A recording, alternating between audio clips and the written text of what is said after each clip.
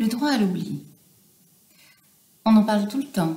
On a l'impression qu'il a toujours été là. Mais en fait, c'est un bébé. Puisque ce n'est qu'en 2014 qu'il est apparu dans notre système juridique. Et encore, dans le système juridique européen. Puisque c'est au niveau de l'Union européenne. Et c'est un juge qui a créé le droit à l'oubli.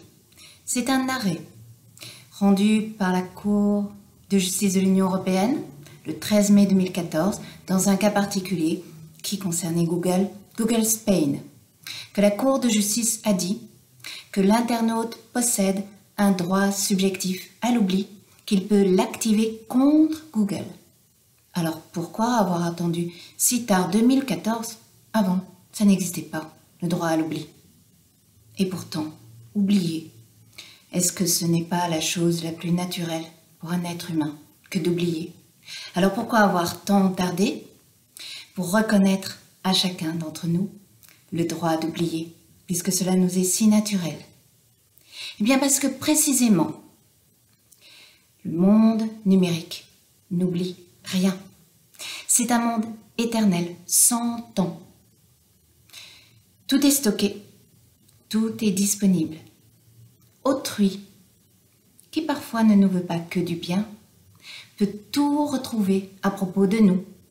Des bons souvenirs, et puis aussi des choses plus déplaisantes, parfois ce que nous avons fait quand nous étions adolescents, ce que nous avons fait parfois constaté par des juridictions pénales, ou bien des bêtises que nous avons faites avec des copains. Et ça, autrui peut aussi le stocker. Les futurs employeurs peuvent retrouver à notre propos des week-ends un peu trop arrosés, ou bien où nous avons fait des choses qui parfois ne sont pas à notre avantage 10 ans après, 20 ans après, quand nous cherchons un travail, ou bien quand nous demandons une assurance. Le monde d'Internet est un monde éternel où il n'y a pas d'oubli. Et donc, les juges qui sont là pour manier le droit afin de protéger les êtres humains, les juges ont magnifiquement inventé le droit à l'oubli. Droit subjectif, prérogative des êtres humains pour leur permettre d'assigner à ces puissances technologiques que sont les opérateurs du numérique, ici Google, en lui demandant, en exigeant de lui, puisque c'est un droit subjectif, en exigeant de lui qu'il bloque l'accès à l'information. Le droit à l'oubli, c'est à la fois un droit subjectif, mais c'est aussi un principe systémique de l'espace numérique, puisque rien ne s'efface naturellement, puisque rien ne s'oublie naturellement, alors c'est ceux qui ont la puissance technologique de nous bloquer, nous les tiers, nous qui avons envie de tout savoir sur autrui, pour éventuellement le revendre, pour éventuellement nous en prévaloir, mais simplement pour désir de tout savoir sur autrui. C'est Google qui sera obligé de bloquer l'accès au site, à l'information, afin que nous puissions être oubliés. Et le droit à l'oubli va ainsi naître par la jurisprudence.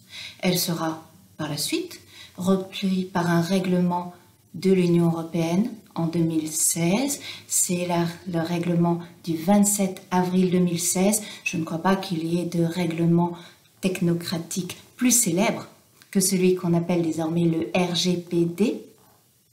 Le RGPD, entre autres, organise non seulement la circulation des données, mais encore la protection des personnes concernées par les données, et notamment le droit à l'oubli, c'est-à-dire le droit à être oublié. Ce règlement a été transposé dans les législations des États membres. Le dernier délai en était le 25 mai 2018. Et ce règlement, si étudié de par le monde, a été également repris par exemple en Californie, par une loi du 12 juillet 2018, mais dans un sens un peu différent, qui est la protection de la vie privée du consommateur. On en reprend certaines dispositions techniques. Est-ce que c'est exactement le même esprit? Pas forcément. Pour le législateur californien, il s'agit de protéger la vie privée du consommateur afin que le marché fonctionne mieux. C'est très bien, cela se conçoit pour le bon fonctionnement du marché. Est-ce que c'était vraiment l'idée européenne? Pas tout à fait, pas que cela. Parce que, par exemple, la France, lorsqu'elle transposa le règlement communautaire de 2016, le fit non pas en prenant une loi toute nouvelle, non. Elle modifia la loi de 1978 qu'elle désira conserver comme cadre. La loi de 1978 avait pour titre « Informatique et liberté ».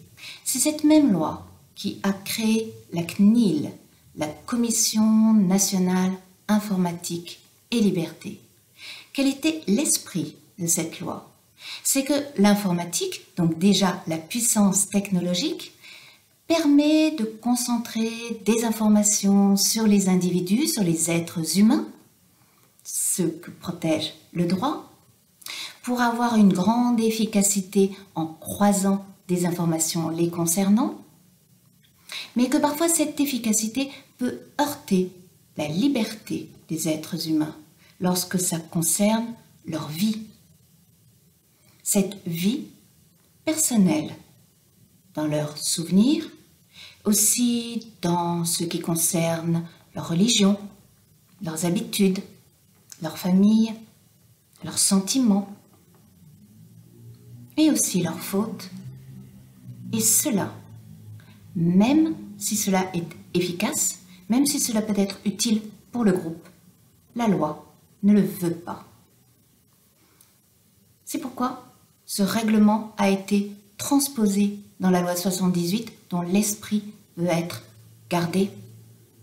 Parce que la loi en 1978, comme la loi analogue en Allemagne, se souvient de ce que sont les fichiers. Ah, les fichiers, il y en a toujours eu. Fouché, par exemple, était un grand maître des fichiers. C'est très utile et très efficace, les fichiers même en papier. C'est très utile. Mais c'est aussi dangereux pour les individus quand on commence à dire et à bien noter quels sont leurs sentiments, quelles sont les personnes qu'ils fréquentent, quelles sont leurs races. Et la France et l'Allemagne se souviennent des fichiers pendant la Seconde Guerre mondiale, notamment quand on mentionna la race des différentes personnes, les races qu'il fallait avoir et les races qu'il ne fallait pas avoir. Et c'est pourquoi l'Europe n'en veut pas. Donc aux États-Unis, qui n'ont pas connu de cette façon-là la Seconde Guerre mondiale, la protection des données, c'est une affaire de marché. Mais en Europe, c'est une question de protection des êtres humains. C'est pourquoi le droit à l'oubli, c'est une question essentielle pour civiliser l'espace numérique et mettre l'être humain au cœur du marché.